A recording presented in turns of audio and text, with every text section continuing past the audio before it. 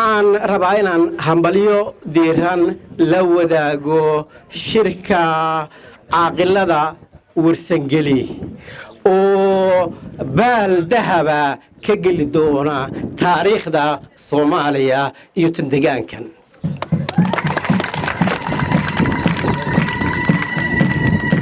gogosha maanta halka lagu soo gabagabaynayo waa mid soo taxan ilaa maalintii dawladdii Soomaaliyeed ay burburtay. waatan biyadhaceedu yahay midnimada Soomaali waanu u horeynaa wax kasto annaga nalooga baahdo. mudanayaal iyo marweyn shirkan halkan waxa kaloo la oran karaa waa mid qaynuuni ah waayo qaynuunka qodobka saddexaad waxa uu tilmaamayaa midnimada Soomaaliyeed.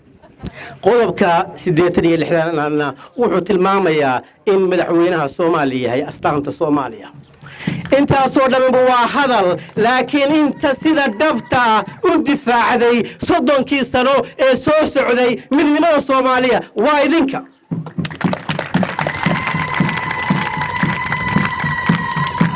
waxaan hubaa dhacdada tan nabadgelyo ee dhacday waxa ay u qalantaa abaalmarin nabadeed. waxaana ugu horeynaya askarteennii kala badbaadisay dhiigga walaaleed ee Soomaaliyeed iyo cuqaasha maanta laba toddobaad ka bacdi inoo soo gudbiyey natiijadii ka soo baxay shirka nabadeed. waxaanu idin leenahay marlabaad go'aanka aad ku gaarteen halka maanta waxaad ku madashaan dhammaan dadka mandaqada dhammaan dadka Soomaaliyeed oo dooraya midnimada Soomaaliyeed. anigu ereygayga waxaan ku hadlayaa sidii la sheegay golaha midnimada Maakhir oo aan maanta gudoomiye aan u ahay. qurba joogta deegaankan meel kasto ay joogaan Yurub iyo North America iyo Asia waxa ay yiraahdeen hambalyo nooga gaarsii shirweynaha.